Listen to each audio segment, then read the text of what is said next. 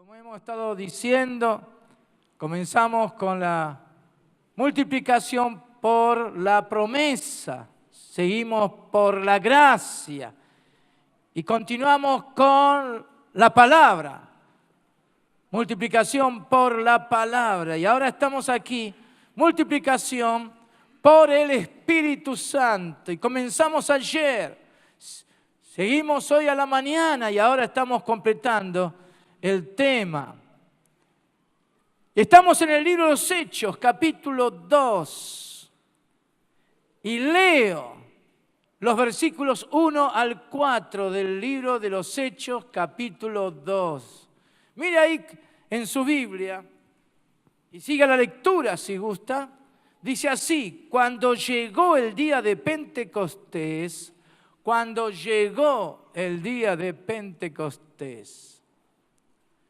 es posible que a usted le preguntaron, ¿vos sos pentecostal? Me han preguntado. Claro que sí. Es más que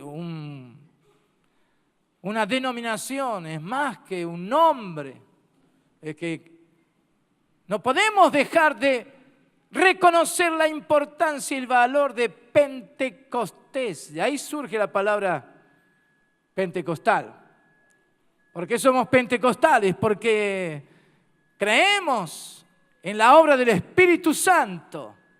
Y justamente aquí en el libro de los Hechos, capítulo 2, dice: cuando llegó el día de Pentecostés, estaban todos unánimes juntos. Y esto es lo que hemos destacado en el día de ayer. La importancia para Dios de cumplir con las promesas. El Señor llevó a cabo una obra perfecta y completa al resucitar, ir a los cielos. Y allá el Señor le dijo a sus discípulos: quédense en Jerusalén hasta que seáis investidos de poder desde lo alto. ¿Cuándo sucedió eso? En el día de Pentecostés. ¿Por qué? Porque el Señor le había prometido a Abraham que le iba a dar una descendencia muy grande, tan grande que iba a ser tan numerosa que iba a ser imposible de contar. Pero en Isaac Dios iba a traer descendencia bendita. ¿Por qué? Porque en Jesús iba a abarcar a todos aquellos en el mundo entero que iban a ser añadidos, ubicados en el plan y propósito de Dios. Sin diferencia, porque eso fue lo que le prometió Dios a Abraham. Te multiplicaré, serás de bendición a todas las naciones. O sea, Dios desde siempre pensó en el mundo, en todos. Y la voluntad de Dios es que todos sean salvos, pero es necesario confesar a Jesús como Salvador, como Señor, y creer en la resurrección de nuestro Señor. Y es ahí donde aquellos que obedecen a la fe son salvos. Ahora aquí en el aposento alto en Jerusalén, 120 se quedaron. Porque Jesús dijo: quédense en Jerusalén, quédense en Jerusalén. No se muevan, no salgan, no se vayan a otros lados. Hasta que seáis investidos del poder de lo alto. Entonces el Señor puso tiempos. Y por eso los 120 fueron obedientes a Jesús. Y ahí estaban, todos unánimes juntos. ¿De qué habla eso? De la unidad que hay en el cuerpo de Cristo. No es algo que se logra, como hemos dicho esta mañana. La unidad no es un logro humano, no depende de la voluntad humana. Vamos a ver si nos ponemos de acuerdo, si podemos lograr ser como un solo hombre. No. Esto es sobre el Espíritu Santo. Esto está presente en el nuevo nacimiento. Cuando somos bautizados en un cuerpo, cuando somos uno con Jesús. Y vamos a hablar de ese tema enseguida. Todos unánimes, juntos. Y de repente, hubo un de repente. Nadie lo esperaba. Nunca había acontecido algo semejante a lo que ahora se relata en el libro de los Hechos. De repente vino del cielo un estruendo, como de un viento recio que soplaba, el cual llenó toda la casa donde estaban sentados. Y se les aparecieron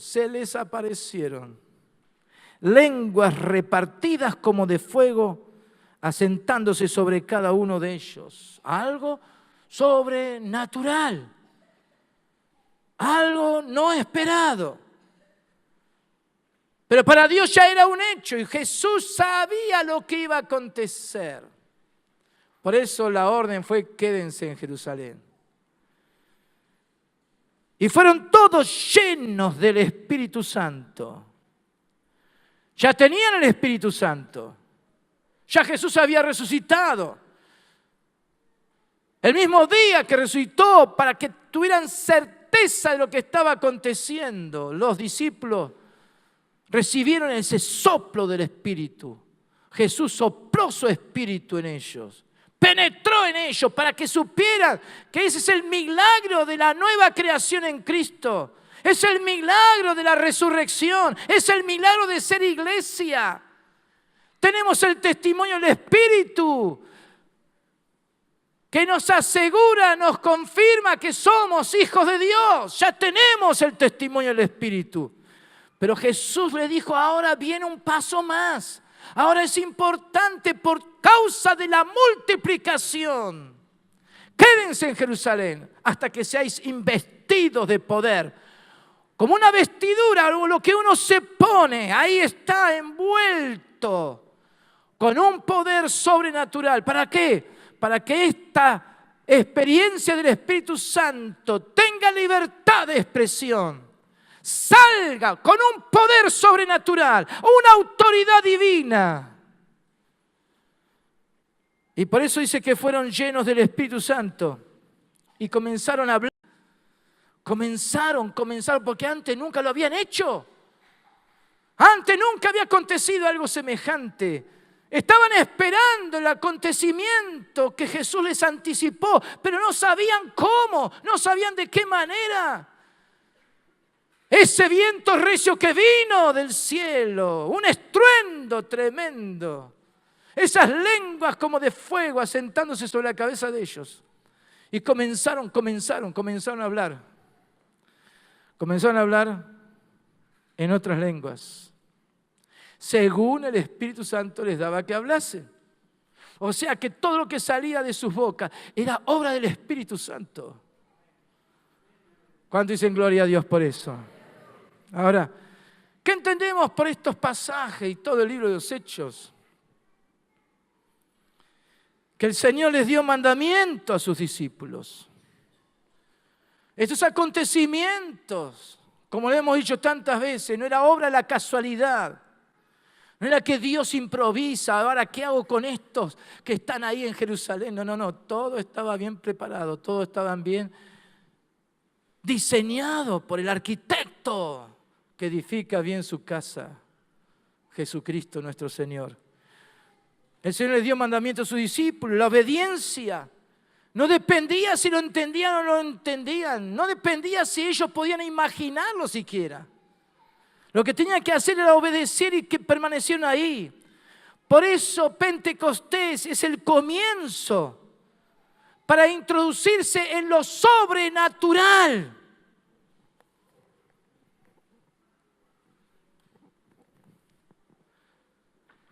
Esta palabra es muy significativa.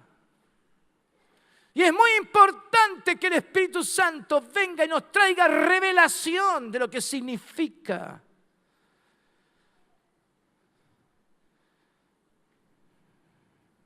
Porque la base de la multiplicación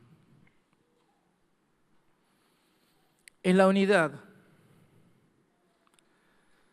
La base de la multiplicación es la unidad. Necesito de parte del Señor para poder compartir. Que nos detengamos un poquito en este tema. Déjeme que nos introduzcamos en pasajes bíblicos para entender el alcance, el significado de la multiplicación. Si usted viene conmigo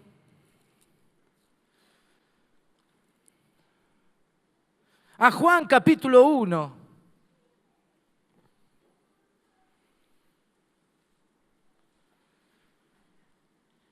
en el versículo 1, se nos revela la unidad entre Dios Padre y Dios Hijo. En el principio era el Verbo, y el Verbo era con Dios, y el Verbo era Dios. Este es el principio con Dios. Este era en el principio con Dios. Todas las cosas por Él fueron hechas, y sin Él, nada de lo que ha sido hecho fue hecho. En Él estaba la vida, y la vida era la luz de los hombres. La luz en las tinieblas resplandece, y las tinieblas no prevalecieron contra ella. Entonces está hablando de la realidad de Dios hecho hombre, el Verbo de vida. Está hablando de lo que significó la venida del Hijo, la presencia del Hijo aquí en el mundo. ¿Por qué? Porque era en el principio con Dios. No simplemente era con Dios, sino que era Dios mismo. Ese Dios vino a esta tierra, ese Dios se hizo hombre. Si usted va al capítulo 1 de Juan, entonces, más abajo, en este pasaje, versículo 16, dice, porque de su plenitud tomamos todos, y gracia sobre gracia. Pues la ley por medio de Moisés fue dada, pero la gracia y la verdad vinieron por medio de Jesucristo. A Dios nadie le dio jamás. El unigénito Hijo que está en el seno del Padre, Él le ha dado a conocer. Entonces en todo este capítulo ya está hablando de la grandeza de un Dios que se dio a conocer en la persona del Hijo. Pero esa es la unidad que hay entre el Padre y el Hijo. Por eso un versículo muy importante es que Jesús vino a lo que era suyo, a lo suyo vino. Y los suyos no le recibieron. ¡Qué terrible! El Creador vino a sus criaturas, se presentó en medio de ellos. Pero el corazón del hombre se resistió, rechazó al dador de la vida. ¿Por qué vino Jesús? Porque Dios vino para darse a conocer a través del Hijo, en la unidad del Padre y del Hijo. Si usted va al capítulo 5, va a encontrar un versículo, un pasaje allí en el versículo 16. Por esta causa los judíos perseguían a Jesús, dice el versículo 16, y procuraban matarlo a Jesús. ¿Por qué? Porque hacía estas cosas en el día de reposo. Y Jesús les respondió. ¿Cómo le respondió? Mi Padre hasta ahora trabaja y yo trabajo. Por esto los judíos aún más procuraban matarle. Porque no solo quebrantaba el día de reposo, sino que también decía que Dios era su propio Padre, haciéndose igual a Dios. Querían matarlo. ¿Por qué? Porque hablaba de la unidad entre el Padre y el Hijo. Y Jesús, todos ustedes pueden leer todo lo que sigue más adelante, pero leo simplemente el versículo 19. Respondió entonces Jesús y les dijo: de cierto os digo, no puede el Hijo hacer nada por sí mismo, sino lo que ve hacer al Padre, porque todo lo que el Padre hace, también lo hace el Hijo igualmente. Entonces Jesús está declarando la grandeza de la unidad entre el Padre y el Hijo, diciendo que el Hijo no puede ir en contra del Padre, que el Hijo está unido al Padre. Por eso todo lo que el Padre hace, lo hace el Hijo. Y hay pasajes que añade Jesús ahí, agregando y sumando cosa tras cosa, verdad tras verdad, de esta unidad entre el Padre y el Hijo. Yo quiero llevarlos ahora al capítulo 10 de Juan. Capítulo 10, versículo 24. Y le rodearon los judíos y le dijeron: ¿hasta cuándo nos turbarás el alma? Si tú eres el Cristo, dínoslo abiertamente. Estaban turbados, los judíos estaban turbados. No podían entender lo que tenían delante, lo que oían. No lo podían aceptar. Jesús les respondió, versículo 25: os lo he dicho y no creéis. Las obras que yo hago en nombre de mi Padre, ellas dan testimonio de mí. Pero vosotros no creéis, porque no soy de mis ovejas, como os he dicho. Mis ovejas oyen mi voz y yo las conozco y me siguen.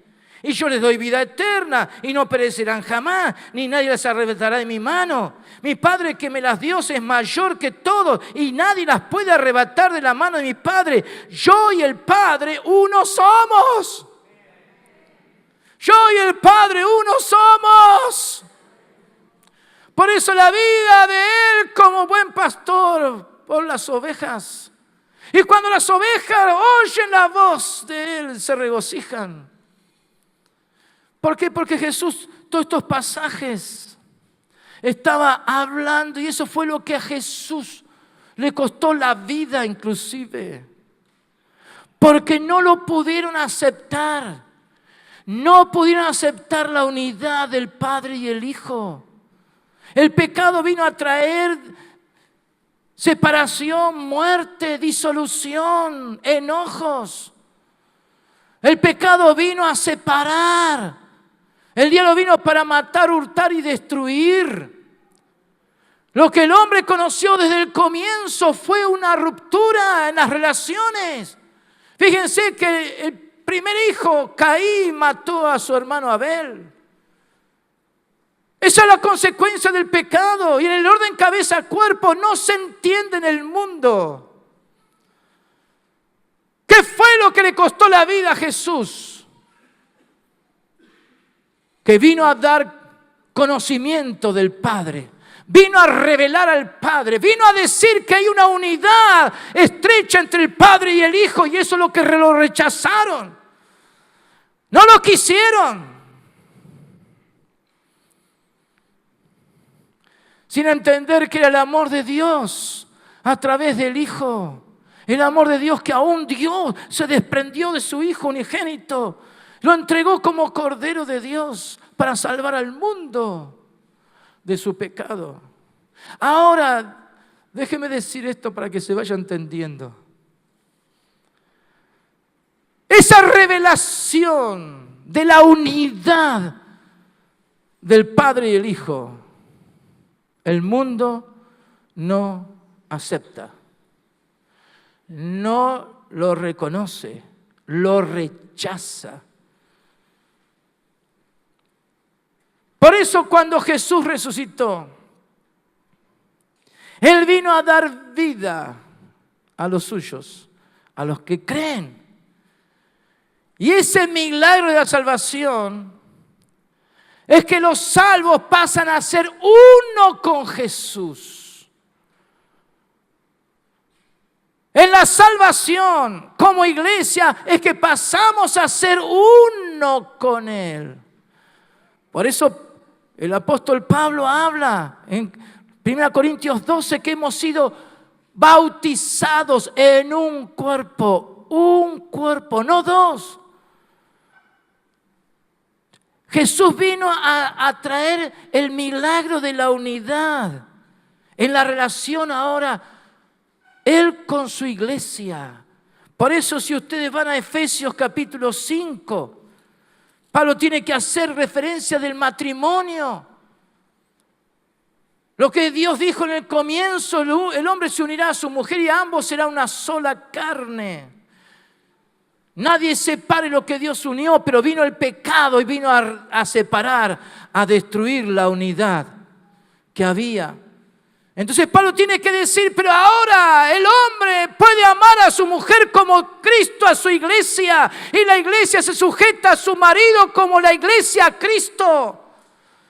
Entonces, ¿qué está haciendo el apóstol? Trayendo una revelación en el orden cabeza-cuerpo de lo que significa ahora Cristo y la iglesia. Por eso en el versículo 32, después de hablar de esa relación matrimonial, porque no era el tema, pero era el tema al final. Sin embargo, Pablo dice, grande es este misterio de lo que estaba diciendo, de lo que estaba declarando. Grande es este misterio, mas yo digo esto respecto de Cristo y de la iglesia. Si hay algo que es un producto del amor de Dios y es el milagro de milagros, es que cuando conocimos a Jesús, pasamos a ser salvos. Para Jesús pasamos a ser uno con Él, uno con Él. Por eso dije antes, y lo vuelvo a decir, la unidad no es un logro humano, no depende de la voluntad humana. No tiene que ver si yo lo entiendo o no lo entiendo, si me gusta, si me parece bien, si me conviene o no me conviene. La unidad ya es un hecho en la salvación. Es el misterio de Dios revelado ahora. Somos uno en Jesús. Y por eso los 120 lo entendieron. ¿Qué pasó con nosotros? Se volvieron a sus quehaceres, a sus tareas, como en la parábola. Tenían otros asuntos que atender, tenían otros intereses de por medio. Pero estos 120 entendieron que eran uno con Jesús. Y si Jesús le dijo, quédense en Jerusalén, se quedaron en Jerusalén. Que iba a venir algo que ni lo esperaban ni sabían, pero lo esperaron y lo recibieron. Por eso, la iglesia es una con Jesús. Ahora, déjeme decirlo de esta manera. Si el mundo no aceptó la unidad del Padre y del Hijo, cuando el Hijo vino a revelar al Padre, lo mismo acontece en esta relación Cristo-Iglesia. El mundo, la carne. Por supuesto que Satanás lo sabe, pero hay todo un rechazo, hay un rechazo a la unidad del cuerpo de Cristo. Porque lo que lastima, lo que molesta es la unidad. Lo que el hombre no quiere aceptar es la unidad, el alcance que tiene la unidad. Por eso la revelación de la unidad de Cristo y la iglesia es lo que le cambió la vida a Saulo de Tarso. Él respiraba muerte, perseguía a la iglesia, tomaba a los creyentes y buscaba por todos los medios que negaran a Cristo. Por eso él aprobó y dio su voto para que mataran a un Esteban, porque estaba tan ligado a Dios, tan ligado a Jesús, que no pudieron soportar eso y lo mataron. Todo lo que tenga que ver con la unidad en Cristo Jesús levanta reacción, provoca rechazo. Tenemos que entenderlo. No es un logro humano la unidad, es el resultado del milagro de lo que Jesús vino y llevó a cabo, la buena obra que Jesús hizo, muriendo, resucitando y siendo glorificado. Hay que cuidar lo que ya tenemos. Por eso hoy mencioné el versículo de Efesios 4, siendo solícitos, rápidos, diligentes, cuidadosos en guardar la unidad del Espíritu en el vínculo de la paz. Hay cosas que atentan contra la unidad. No lo voy a seguir desarrollando ese punto, pero hay muchas cosas que atentan contra la unidad. Y como hijos de Dios tenemos que saber que no es bueno. Hay que cuidar esta salvación tan grande. ¿Por qué? Porque esta salvación es que somos uno. ¿Cuándo dicen gloria a Dios? Ahora la palabra profética reveló la intervención divina y de cómo hacerlo. ¿Por qué? Porque para Dios es muy importante lo que sale de la boca.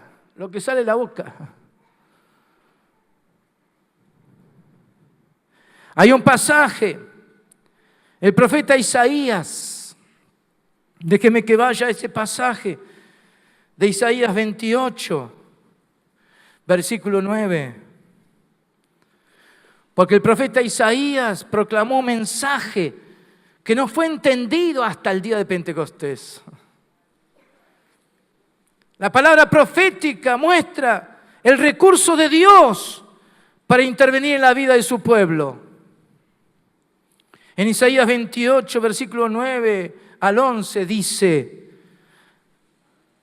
¿a quién se enseñará ciencia? ¿O a quién se hará entender doctrina?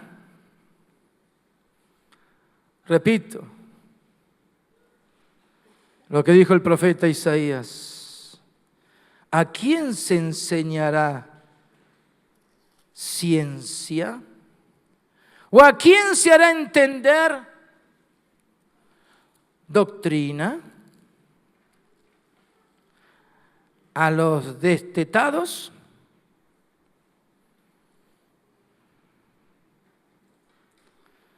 ¿A los arrancados de los pechos? Porque mandamiento tras mandamiento, mandato sobre mandato, renglón tras renglón, línea sobre línea, un poquito allí, otro poquito allá. ¿Qué está queriendo decir con todo eso? Comienza por mandamiento, sigue por mandato, renglón, línea, un poquito allí, un poquito allá. ¿Qué pasa? Cosas que se van sumando, se va haciendo. Ahora, presten atención al versículo 11. El recurso de Dios para llevar a cabo. Porque en lengua de tartamudos y en extraña lengua hablará Dios a este pueblo. A Dios le fue importante declararlo, profetizarlo, aunque no se entendió y muchos lo aplicaron a otra situación que sí tuvo cumplimiento, de pueblos que invadieron al pueblo de Israel. Pero esto tenía que ver con lo que Dios iba a hacer con su pueblo. ¿Qué es lo que está marcando aquí? La necesidad de ser enseñados en ciencia. Cuando Salomón pidió por sabiduría y ciencia. Una cosa es sabiduría, pero otra cosa es aplicarla. Otra cosa es acomodar, estructurar esa verdad. Ciencia. Entonces, Dios está pendiente de eso. Tenemos la sabiduría de Dios y Dios la da sin reproche alguna. Pero ¿quién enseñará ciencia? Algo más dijo.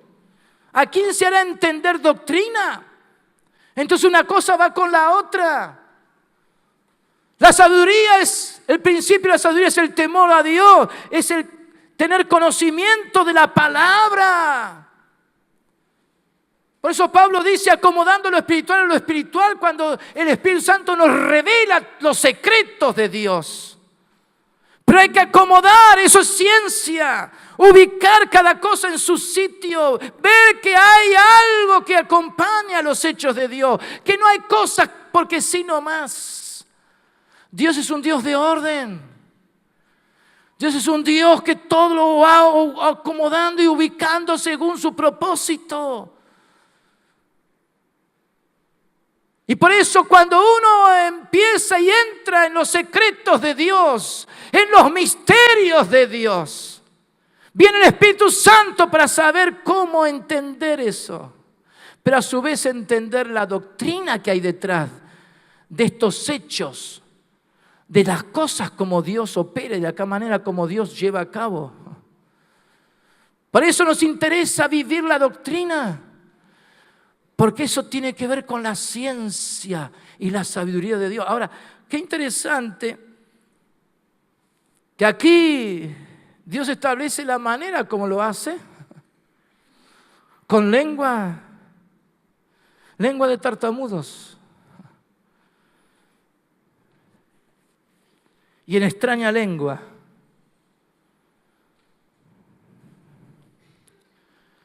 Porque es Dios el que sabe hacer las cosas a un nivel que el hombre no distingue y aún se resiste. Por eso en Pentecostés comenzaron a hablar en nuevas lenguas. Y ese fenómeno del Espíritu a veces parece justamente eso, tartamudos. Y algunos comienzan así, la, a repetir sonidos.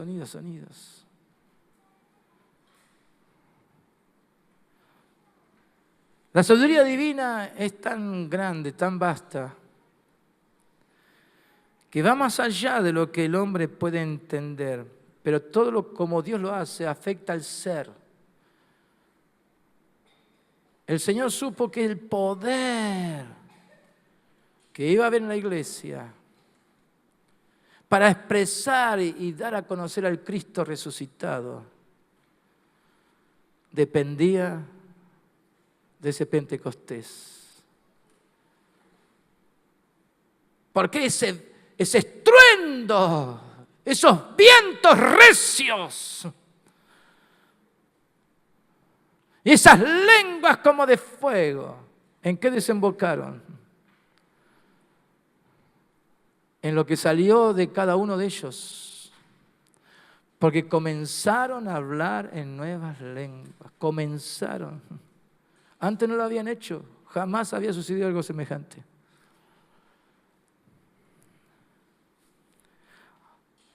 Y por eso fueron llenos del Espíritu Santo. Ser lleno del Espíritu Santo es que ahí se evidenció. ¿Cómo es que fueron llenos? Porque se evidenció en el hablar en nuevas lenguas.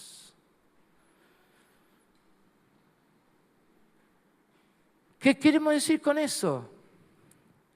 El bautismo con el Espíritu Santo, así se denomina a partir de ese momento. No es una sensación física, como algunos dicen, que el bautismo del Espíritu Santo era simplemente tener una sensación fuerte de fuego, como de fuego, un frío, o un temblor, o una caída. No, el bautismo con el Espíritu Santo no son esas cosas que pueden acompañar, pero no es eso. No es un estado de gozo y satisfacción interior. Sí, el Señor me bautizó con su Espíritu Santo. ¿Por qué? ¿Cómo sabes que el Señor te bautizó con el Espíritu Santo? Y porque siento. No, eso no es el bautismo del Espíritu Santo.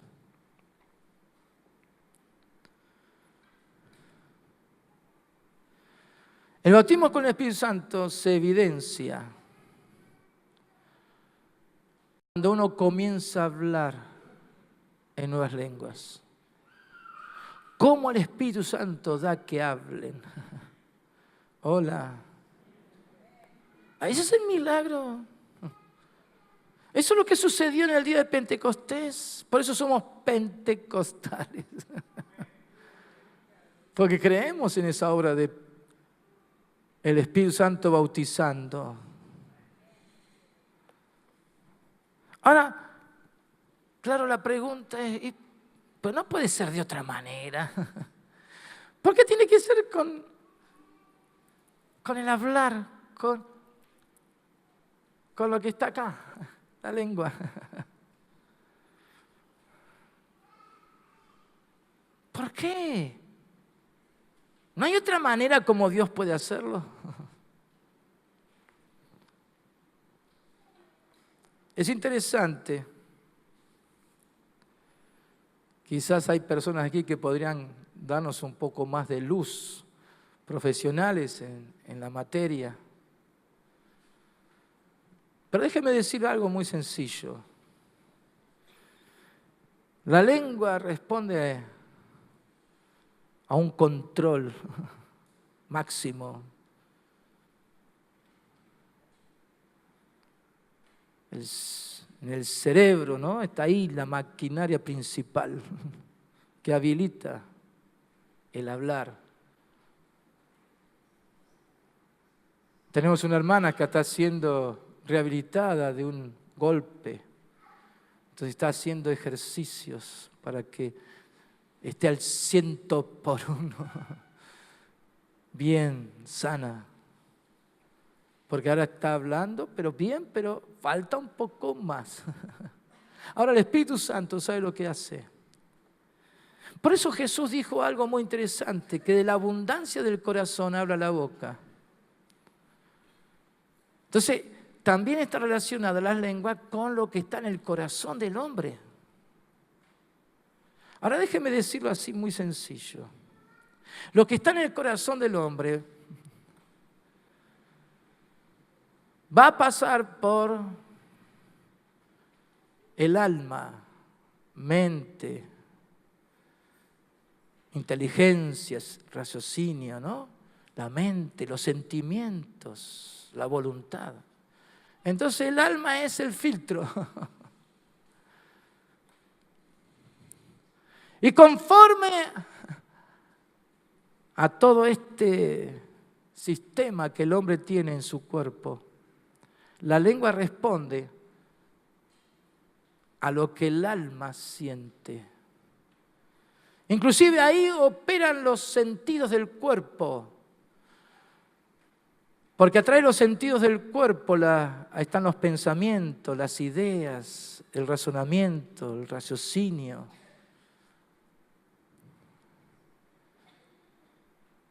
Entonces, conforme a lo que el cuerpo percibe, todo lo que tiene que ver con los sentidos físicos afecta la manera de pensar, afecta los pensamientos. Y si hay un corazón, como dice Jeremías, el corazón del hombre que es engañoso.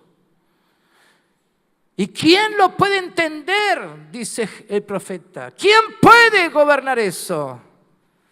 Porque conforme a ese corazón, así se piensa, así se vive. Todo conforme a ese viejo corazón.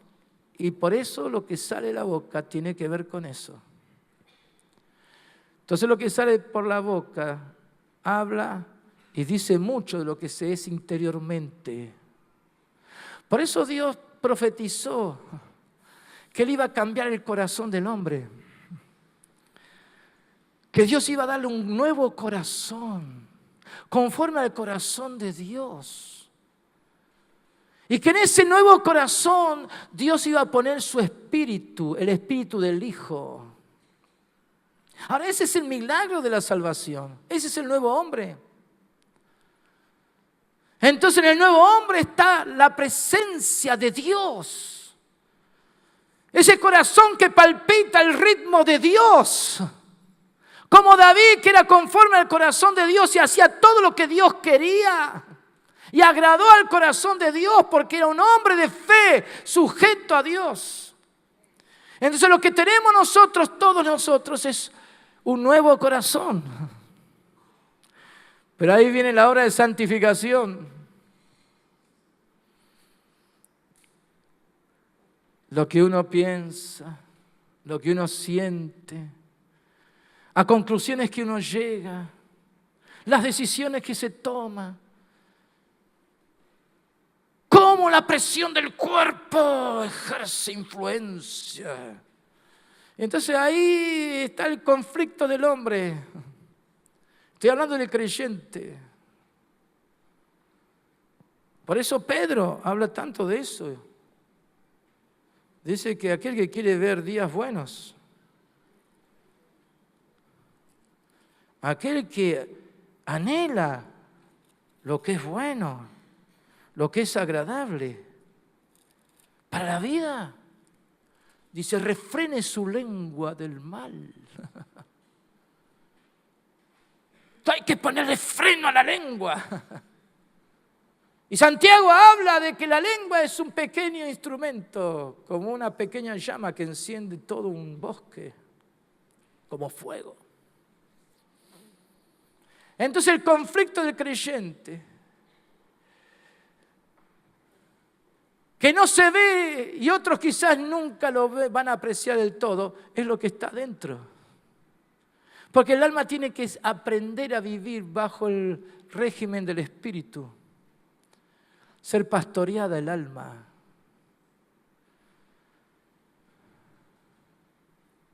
Por eso el salmista le hablaba al alma.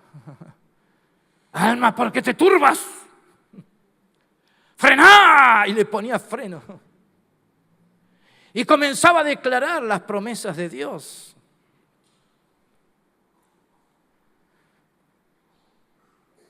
Por eso la lengua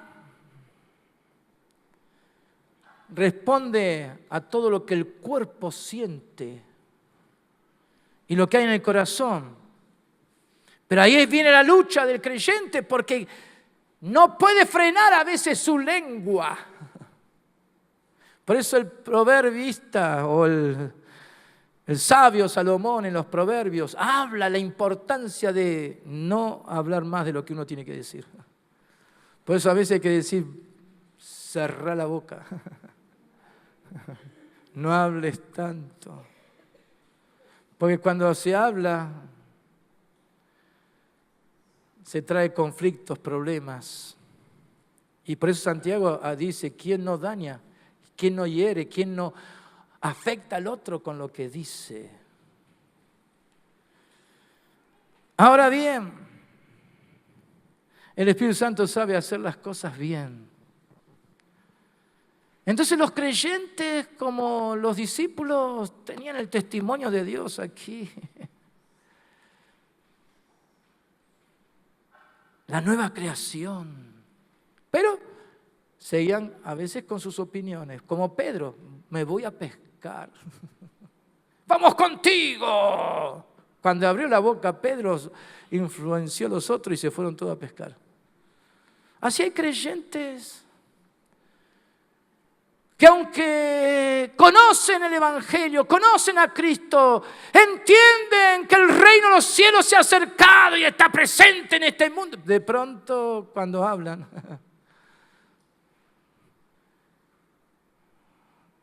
toman decisiones por su cuenta. ¿Por qué? Porque hay todo un proceso y no disciernen una cosa de otra. Y sin querer están a veces hablando como si sus corazones no hubieran sido renovados, hechos nuevos. Y a veces hablan como el viejo hombre. ¿Desde dónde me hablas? A veces he tenido que decir, ¿de dónde me hablas? ¿Por qué? Porque esas palabras no tienen que ver con el nuevo hombre, tienen que ver con el viejo hombre. Y Pablo lo dice en Efesios 4, 22 al 24, despojado del viejo hombre y no tiene solución.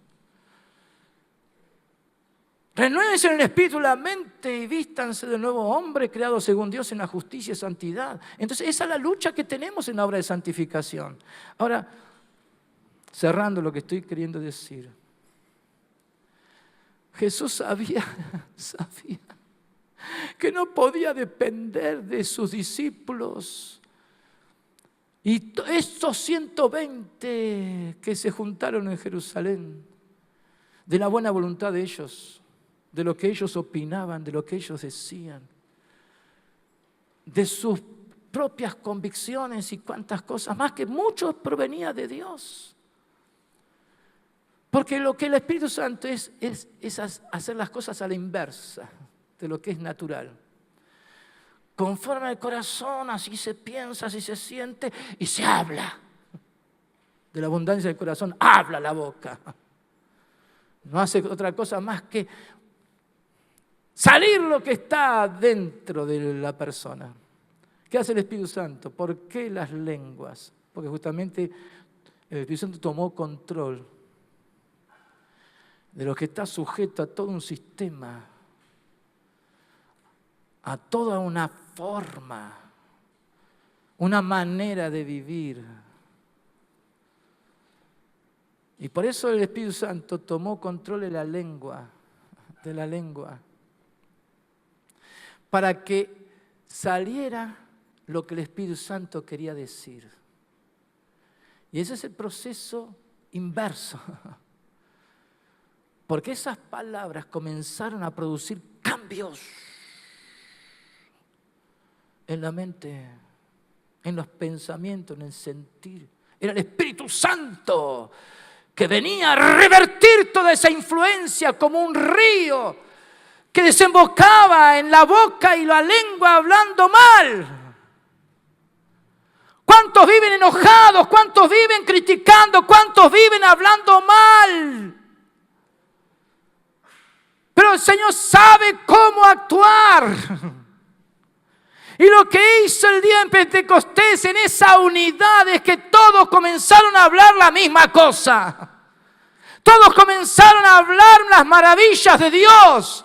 Y el poder se desató ahí. Porque no era Pedro hablando, no era Juan hablando, nada de eso. Era el Espíritu Santo que a través de ellos, el Espíritu Santo estaba hablando. Y ahí está el poder del Espíritu Santo. Ahí está el bautismo con el Espíritu Santo. Ese es el testimonio que Jesús busca, que lo que sale de nuestra boca sea lo que el Espíritu Santo quiere y conforme a lo que ya tenemos en nuestro nuevo corazón. Porque ahí está el nuevo pacto escrito en nuestro nuevo corazón. Y ahí es donde la mente, el pensamiento, el sentimiento se tienen que ajustar. Ahí es donde de un lado y de otro el alma no sabe ya gobernar, porque no puede, porque el testimonio de lo que somos en Cristo y el poder que se desata en esa lengua bajo el control del Espíritu Santo es grande. Es grande. Es grande.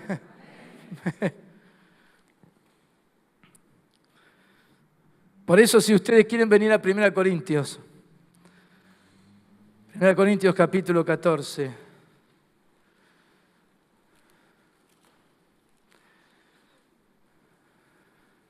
En el versículo 2, porque Pablo, justamente esa iglesia que tenía tantos pareceres, que estaban unos contra el otro, uno hablaba bien, otro hablaba mal, y cuántas cosas sucedía, Pablo tiene que ubicar las cosas en su sitio. Entonces habla de las lenguas, el bautismo con el Espíritu Santo. Y versículo 2 del capítulo 14 de 1 Corintios dice, porque el que habla en lengua no habla a los hombres. No habla a los hombres. Porque ¿qué pasaría si yo comienzo a hablarte en lenguas? No me entendés nada. A menos que haya intérprete. Cuando hay una palabra a la iglesia, entonces se transforma en profecía. Entonces, pero Pablo va aclarando las cosas y dice, el que habla en lengua no habla a los hombres, sino a Dios. Pues nadie le entiende, aunque por el Espíritu habla misterios. ¡Hey! Habla misterios, los misterios de Dios. Ahora, yo no sé tanto, yo no conozco tanto. Pero cuando hablo en lenguas, estoy hablando a Dios de los misterios de Él, de lo que tiene que ver con Él. Ramaya Kaya Shanda. Algo acontece. Déjeme ir al versículo 4. El que habla en lengua extraña, a sí mismo se edifica. El que habla en lengua extraña, para eso el bautismo con el Espíritu Santo, para eso Pentecostés. A sí mismo se edifica. ¿A quién? Y aquí uno tiene que relacionarlo con Efesios 3:16. Cuando Pablo ora y dice que el hombre interior, para que conforme a la riqueza de su gloria, al ser fortalecido con poder en el hombre interior por su espíritu. Entonces el hombre interior, que es el nuevo hombre, cuando hablamos en lenguas es que el Espíritu Santo está haciendo que nuestro hombre interior sea fortalecido con poder, conforme a las riquezas de la gloria de Dios. ¿Cuánto dicen gloria a Dios? No es que el hombre interior se achica, pierde fuerza. No.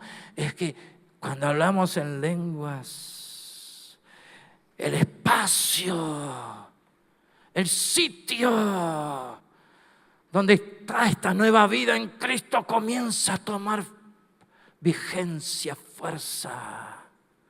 Porque le estamos dando lugar, estamos habilitando. Déjeme ir a Romanos 8:26.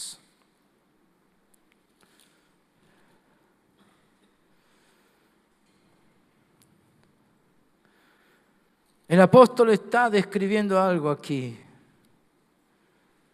Y de igual manera el Espíritu nos ayuda en nuestra debilidad.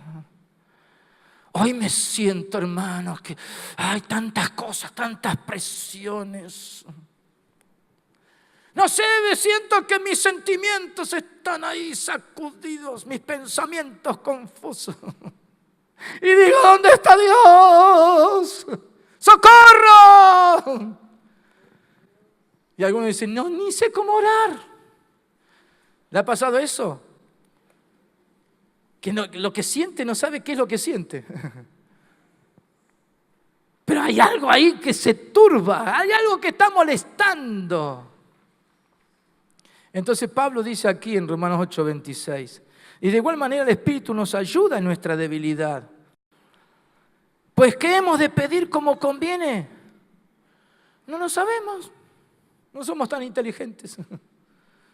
No somos tan capaces. No sé qué me pasa, Señor. Entonces el Señor dice, ¿y para qué te di el Espíritu? ¿Para qué el bautismo con el Espíritu Santo? ¿No te acordás que aquí en Hechos 2, que todos fueron llenos del Espíritu Santo y hablaban en nuevas lenguas como el Espíritu Santo les daba que hablasen? ¿Y vos qué estás haciendo ahí? Pero no me siento bien. Pero no, justamente.